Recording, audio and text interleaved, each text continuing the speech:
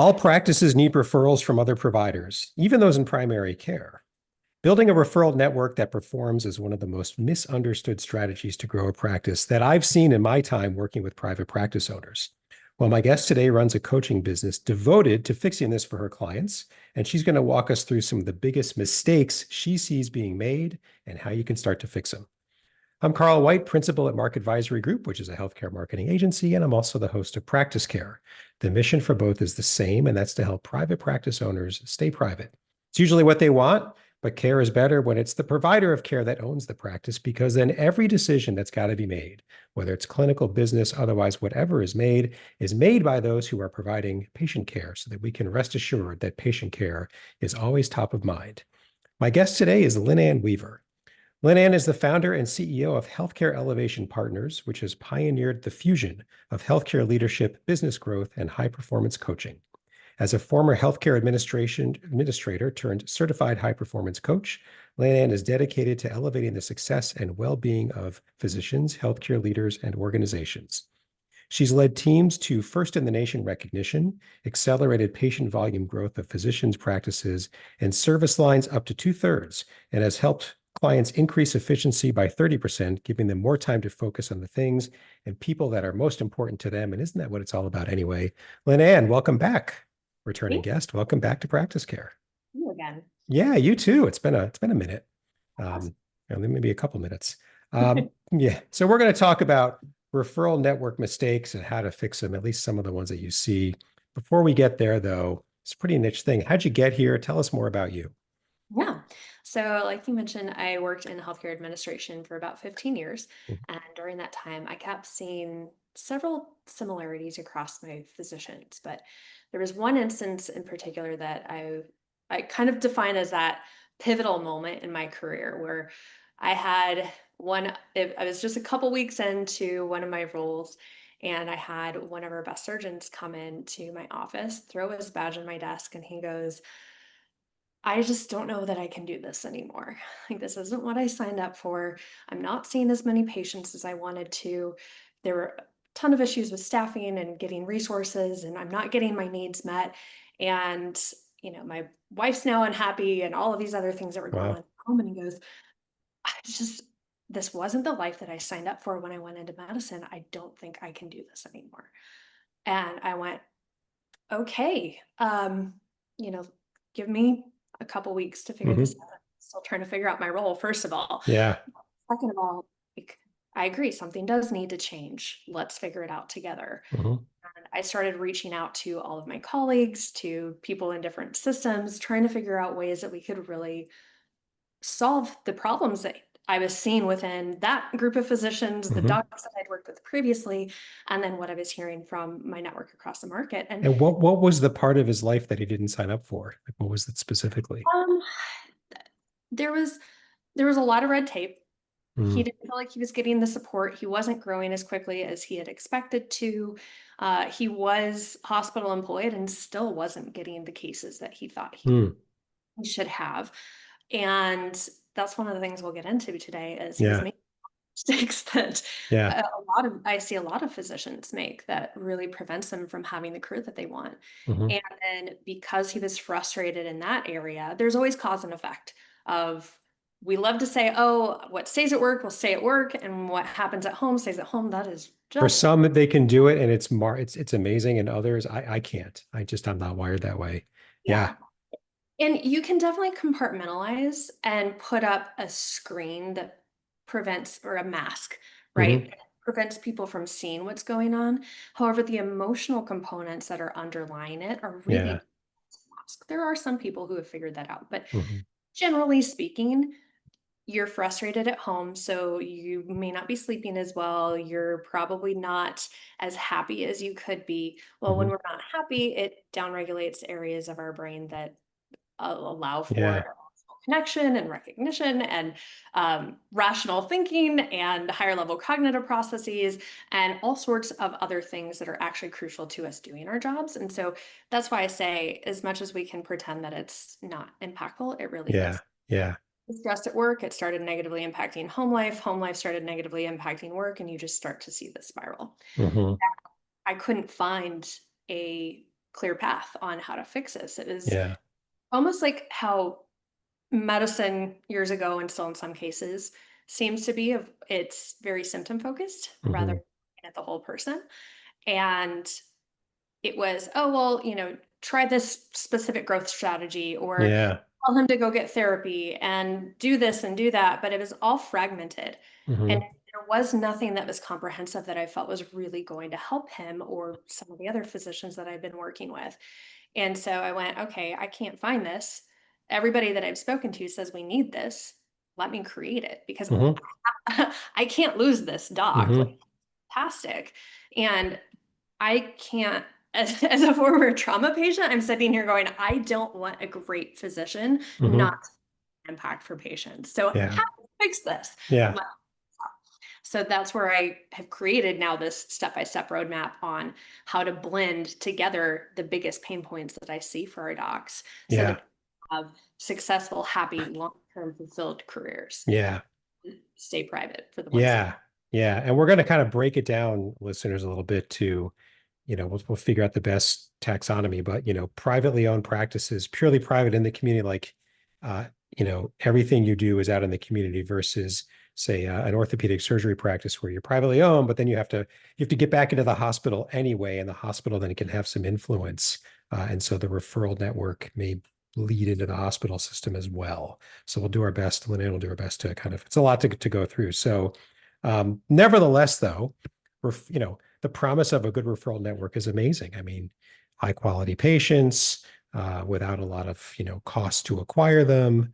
Um, but it just, it doesn't last forever and you have to keep feeding it, which is the part that's so easy to forget. So easy for me to forget. So let's get into it. And that's not the first one. So we're going to try to hit a few mistakes and hear what LynAnn has to say. So the first one, the mistake of underestimating how big your referral network either already is or could be. So hit us with that one. So most physicians think that they have a referral network, but what if I told you that we've actually seen most docs are missing about 50%, if not more of it? You mean And they feel it's much smaller than it really is? yeah, Yeah. they focus in on who everybody else does. So most physicians, and honestly, most people, even in healthcare marketing, may tell you, or sorry, not healthcare marketing specifically, but like in Hmm. healthcare administration or office managers, other people who are in those spheres of influence around the physicians.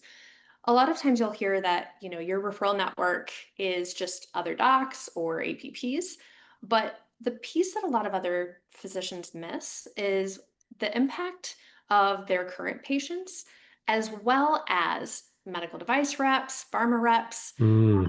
your clinic or hospital staff, whether you're private practice and just working Yeah.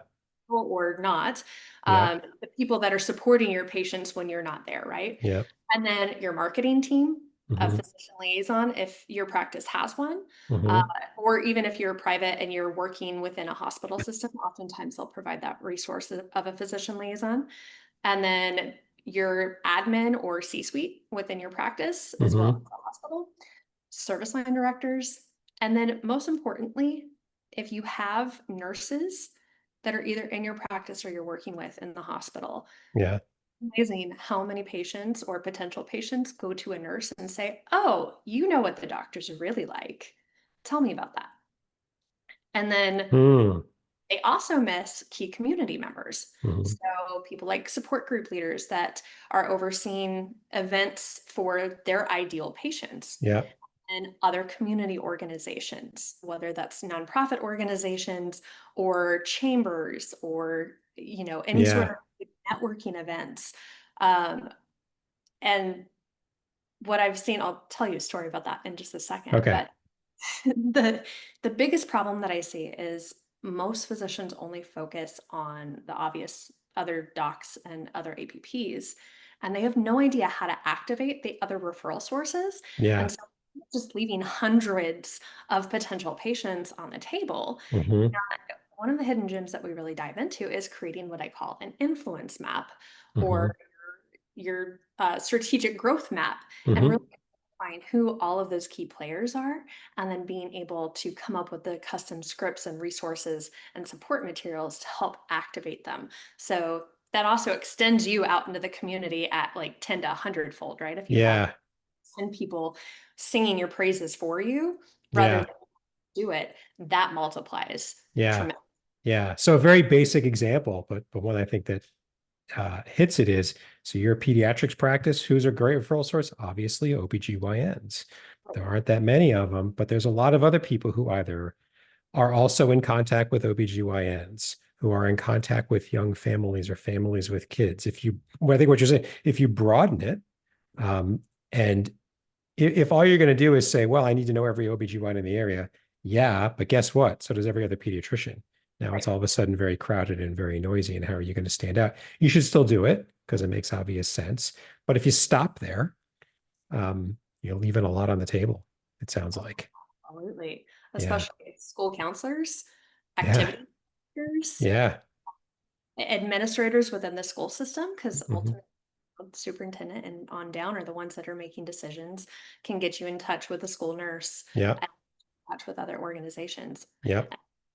All of those pieces, we build all of those maps all of the Mental time. health practices that see lots of kids and teens and younger kids and speech therapy. Yeah. I mean, if you say, who else sees kids? Who has kids? Well, who sees them? And not just sees them medically or clinically. Who sees them? Because, yeah, I mean, that's kind of what you're saying, right? Yeah. Yeah. But it's different if you're trying to work a hospital org chart, which takes me back to the days of politics, which makes my stomach churn. But like, that's a whole separate thing. So, what's similar and different for that versus, the pediatrician OB example we just talked about? Yeah. So say we'll just go back to your example of orthopedic surgeon Hmm. earlier. So, what we're seeing with a lot of the health systems is they're becoming highly aligned and scrutinizing where referrals from their employed primary care or Yeah. other specialists are going. And so, if you are not highly aligned, so not employed or not PSA'd with a hospital system, I keep hearing more and more that they're completely getting pushed out. And so, then you networking with a physician there isn't going to do very much. Hmm. Really need to be focused is developing relationships with that hospital's physician liaison, showing your value, aligning your services Hmm. with how you're going to partner with them. Hmm. And if you're working with multiple service or multiple health organizations, Yeah.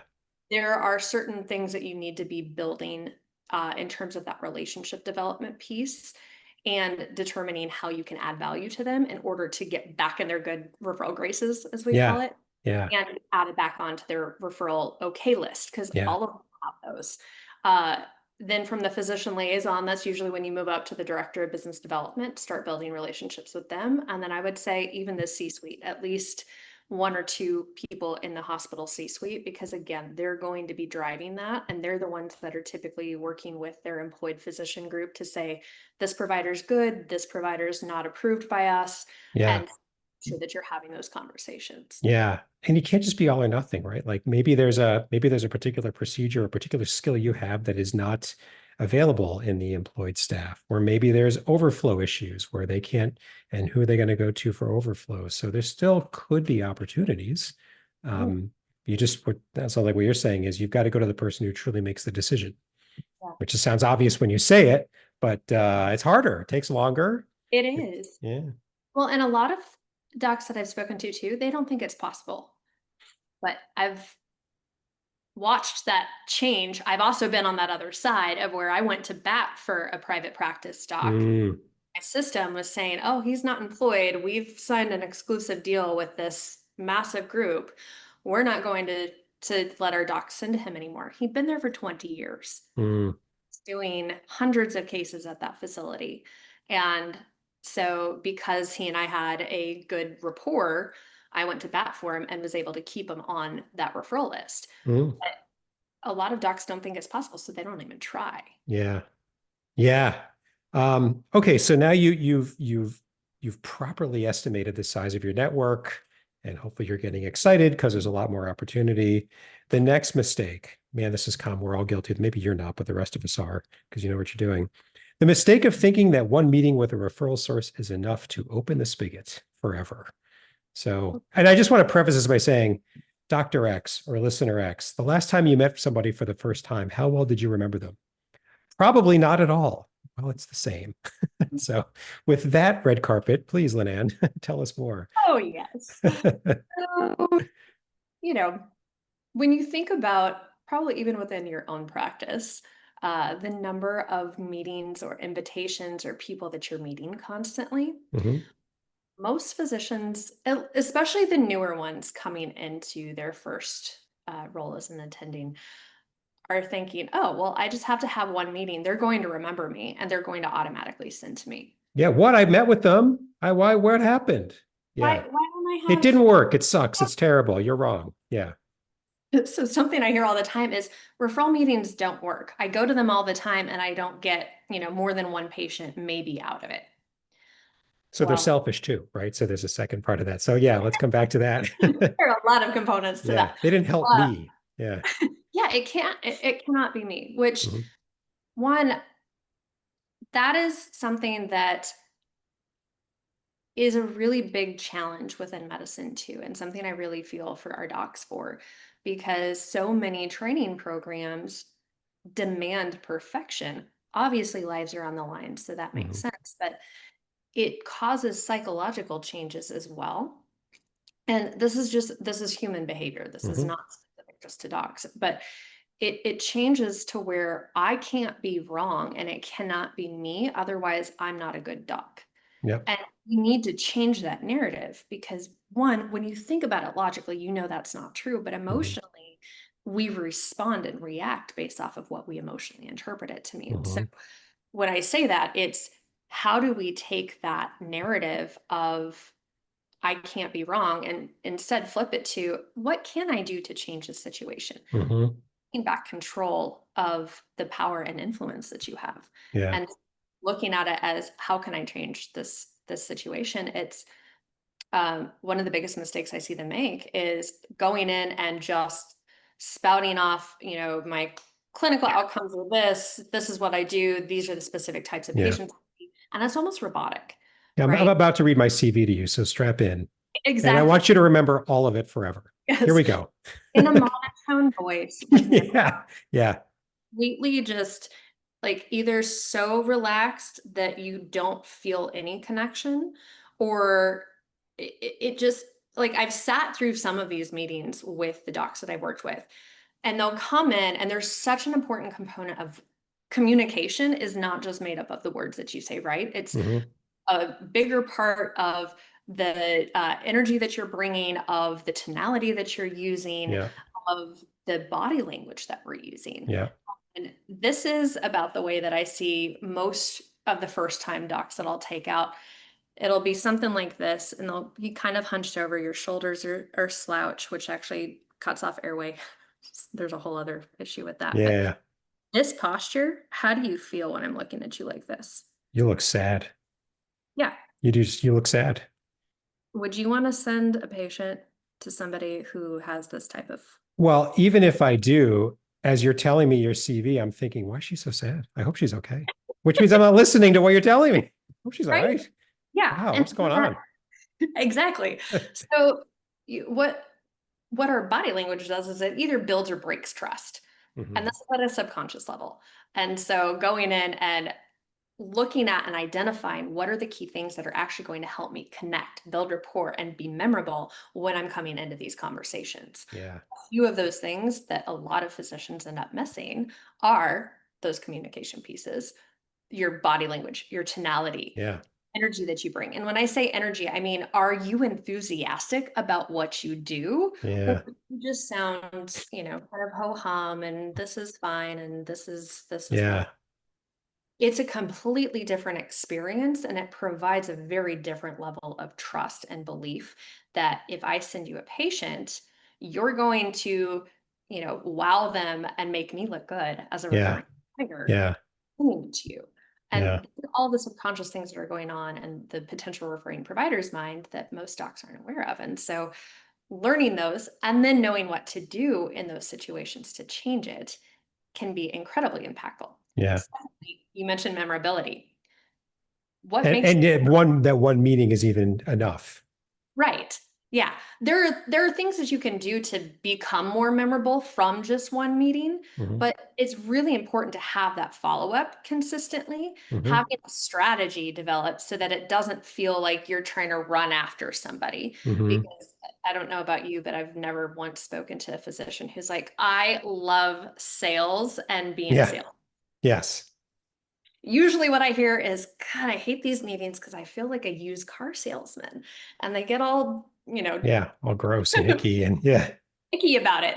Yeah. Well, not when we shift that perspective and not when we equip you with the right messaging Hmm. and the right stories so that you drive not just the, we call it head, heart, head that need to Yeah. be activated, right? So Yeah. you're activating the emotional side, which helps improve memorability, Yeah. telling relevant stories. Hmm. Relevancy also helps improve memorability. Yeah. And so phrasing things in a way that's going to give you that entire package is super, super impactful and can make it's a make or break Yeah. difference. I remember I was in sales for about 10 years, prior part of my career. And once I realized um, I'm there to let them know that when it's a good fit, we are a viable option Mhm. customer. You may or may not choose us. I hope you do. I'm going to try to get you to, but I can't make the choice for you. And I can definitely cross lines along the way. So I just want to make sure that you know as much about my offering as possible so that you can make an informed choice. And if I'm doing that and the products are good, then I'll get enough yeses that everything will work out. And that's how I approached it. And that for me, I mean, there's definitely some, you've got to knock on doors and da da da da, and there's some, but in my back of my mind, I'm like, we're a viable choice. That's, my job is to make sure that there's every question's answered and all the important points are known. And listener, if you treat yourself the same way, if you think you're a viable choice, you think you're good for your patients, then you are a viable choice. You are. And so letting other people know that you're out there, maybe that'll help. Yeah. But to the one meeting's not enough. I don't know if you ever get this question. I've heard it every once in a while. Well, then how many times do I have to visit? Do I have to see somebody before the spigot turns on? It's like, well, nobody really knows, but it's, for the first patient or for it's a it's a it's a system. It's like a machine that you have to, you take your car in for every 3 or 4 thousand miles for an oil change and nobody thinks twice. It's ongoing maintenance and growth and feeding. Think of this the same. You would think of this the same. Even if you got the greatest relationship with somebody, if somebody new comes into your market and wows that person, you got to, nothing's set forever, right? Right.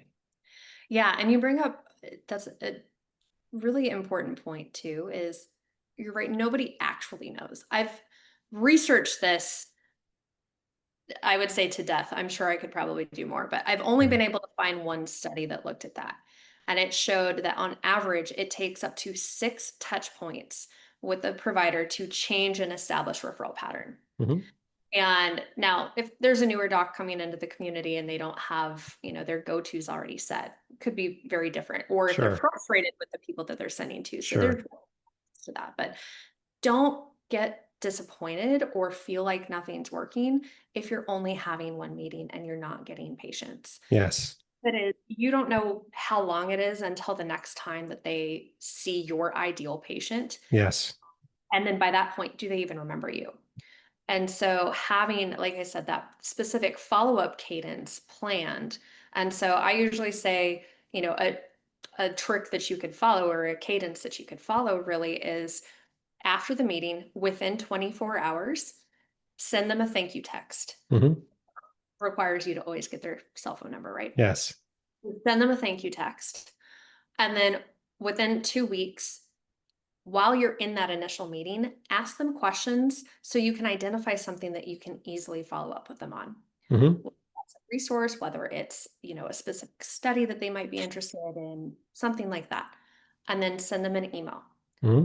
This does a couple things. One, now they've received a text from you. Hmm. Two, they've also received an email from you. So if they're thinking about, oh, who is that doc that I just met? Let me go look back in my phone, or let me run through my email. Mhm. And that's an easier way in. And then there's, a follow-up cadence after that as Yeah. well. Yeah. I've heard the 6 or 7 also, but there's no standardized dose response. This is not clinical science, right? Where you can test No, not different at all. dose levels and see what the response is. It's Yeah. not standardized. It's just not. And Um, I think that study that I saw came from a pharmaceutical company. So who knows? with sales reps who are super regimented, super Definitely. trained, super like, yes. And plus they've got more time. It's their job. It's Dr. X. This is not your full-time job. You got to figure out a way to work this in. Um, by the way, I've had 1 or 2 clients say, can you do this for me? And my answer is steadfastly no for 2 reasons. One is don't pay me to sit in somebody else's waiting room. And secondly, they want to meet you anyway. Meeting me, introducing you, but you're not there. They want to meet you. You're the one they're referring to, not me. I mean, you'll be wasting your money twice. Once for the 2 hours that I sat there, and secondly, because it's not going to work because I'm not you. Right. And that is actually another thing that a lot of docs miss, of the importance of establishing a personal relationship. Yes. By personal, I'm not saying you have to go out to dinner like every single week with somebody all the time, Mhm.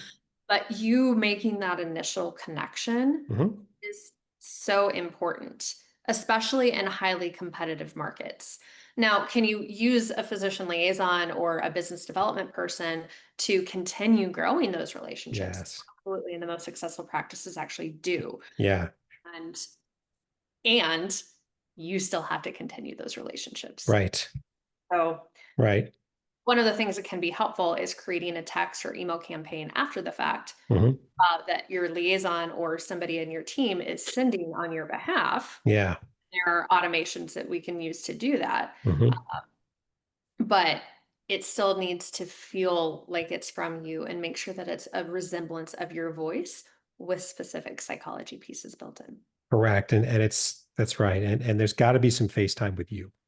Yes. There just does, because you're the one that they're sending their patients to. And if it helps as motivation, this is difficult, which means that as you continue to persist, most of your competitors will give up because it's hard.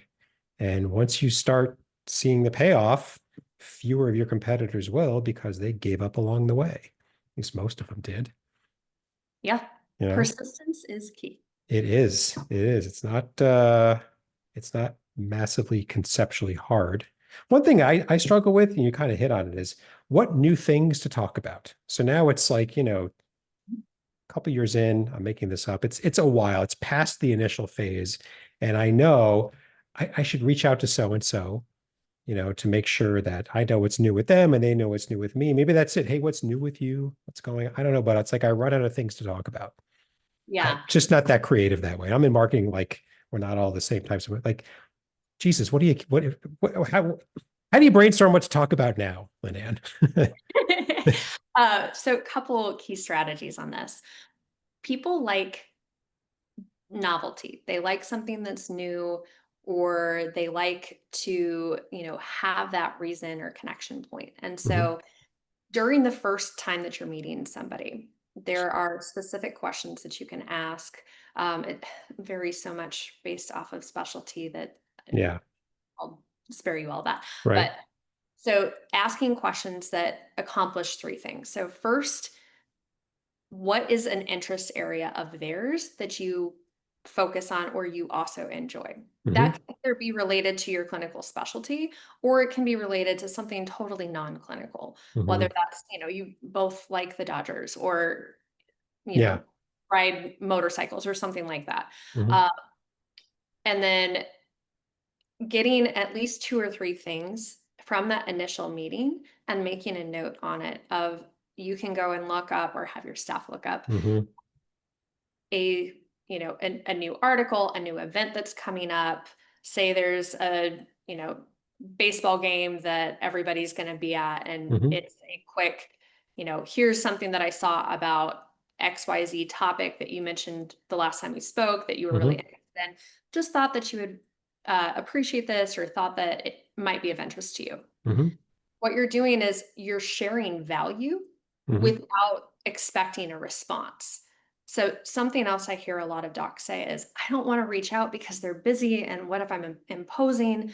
Well, when you're giving them something, you're adding value without demanding any more time from them. You're Right. keeping yourself top of mind. You're making yourself viewed as a valuable resource. And they're more likely to just see you in such a more positive light Hmm. because things. And as long as it's authentic, and listen, Right. you have to believe that you're doing this authentically. Yes.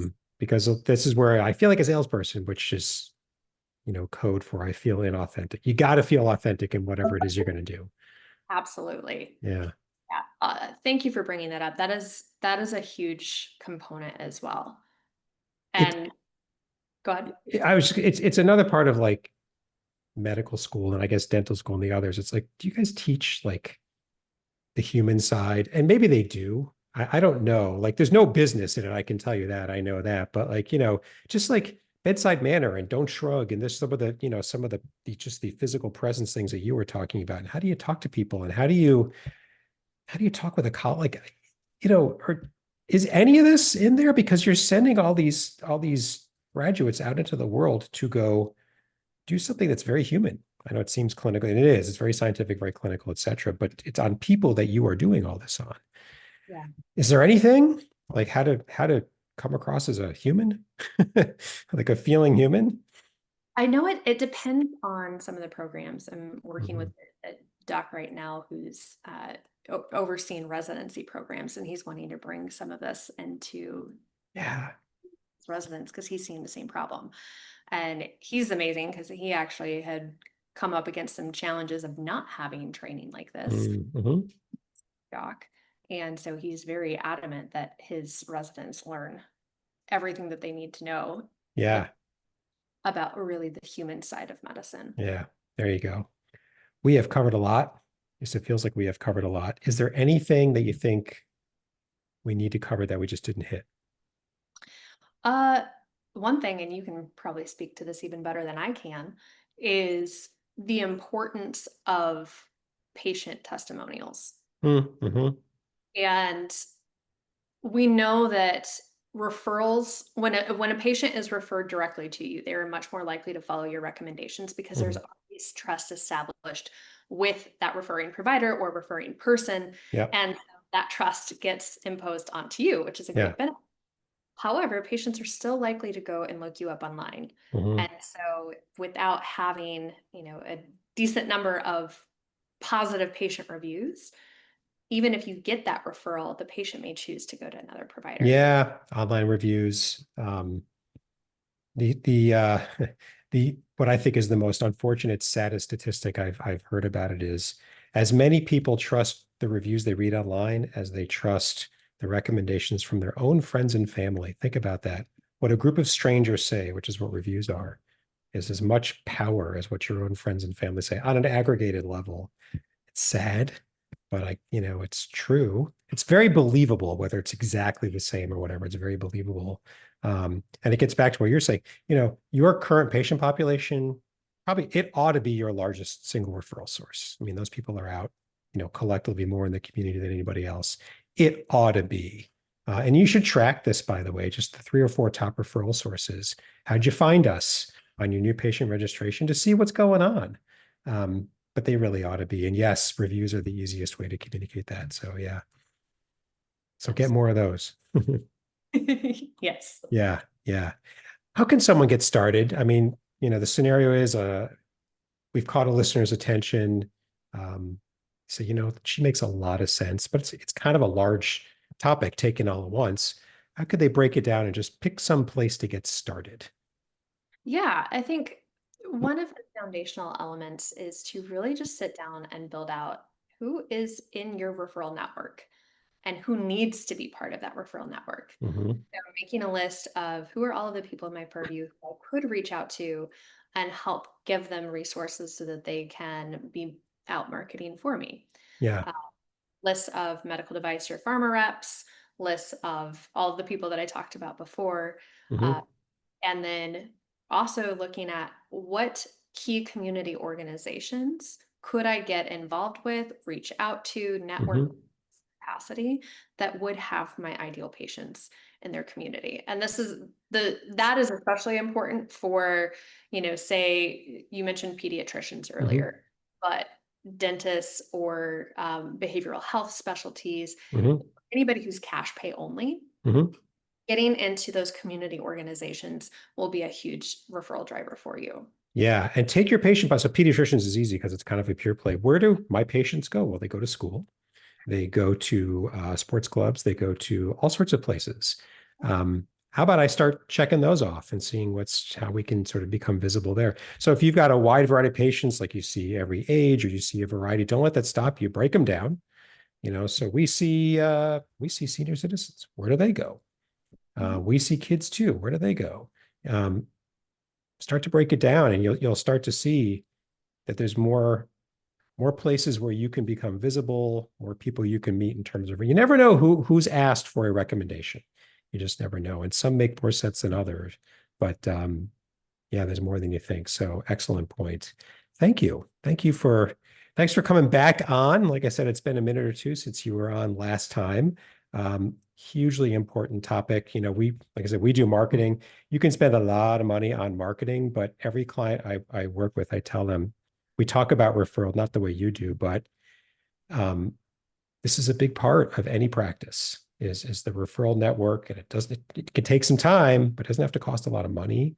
And it can just pay off very, very nicely. So hopefully you listener got some good information here, but yeah, go ahead. I was going to say, and with the marketing from a referral perspective too, emails or marketing mailers to your referral sources count as a touch point. Yes. A huge piece that doesn't take more of your time. It may cost a little bit, Mm-hmm. but it's worth it especially when you look at, okay, how many patients would it take for me to break even for this marketing cost? Mm-hmm. More often than not, it's maybe 2 or 3. Mm-hmm. On how broad of a market. Yeah, it's true. I mean, so you take like a mailer. So mailers still have their place, but everybody defaults to mailing into my community to get more patients. But what if instead you had this referral list and that was the target?